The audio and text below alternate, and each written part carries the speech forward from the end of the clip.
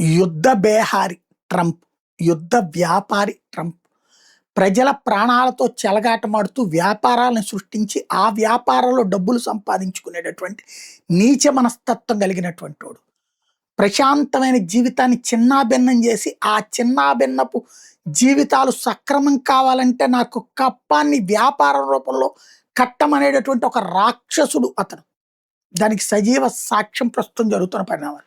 యుద్ధాన్ని రేపు మాపు తీసేస్తాడు. తనకు కావాల్సింది ఏంది? డాలర్ విలువ బలోపేతం కావడం, తన ఆయిల్ అమ్మకాలు. ఇవి రెండు జరిగిపోయిన వ్యాపారంలో.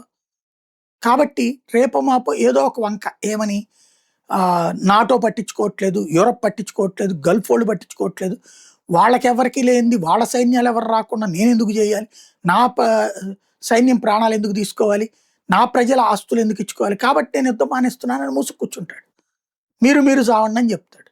అంతేగాని కెలికేసినటువంటి వాడు, బాగా విషం నింపున్నటువంటి ఇరాన్ అనే పావుని విపరీతంగా తోకను పట్టుకుని ఊపాడు. అది విషం చిమ్ముతోంది.